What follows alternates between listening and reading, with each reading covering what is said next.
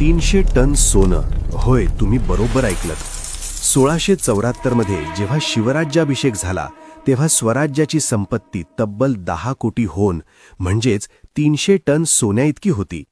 पण सर्वात मोठं गूढ हे आहे की 32 मण म्हणजेच 1280 किलो शुद्ध सोन्याचं ते भव्य सिंहासन आणि रायगडावरचा खजिना हवेत गायब झाला की जमिनीत गडप. 1689 मध्ये जेव्हा मुघलांनी रायगड जिंकला, मुघल सरदार जुल्फिकार खानला सोन्याच्या फक्त 3-4 पेट्या सापडल्या. मग प्रश्न उरतो की 1280 किलो वजनाचं ते जड सिंहासन आणि करोडोंचा खजिना गेला कुठे?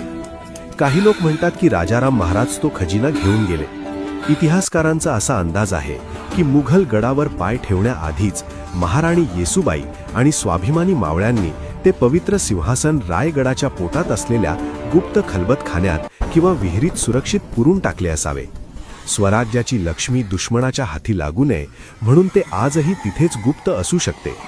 काही जळक्या खुणांवरून ते वितळवले गेल्याचा अंदाज काहीजण वर्तवतात, पण ठोस पुरावा आजही नाही.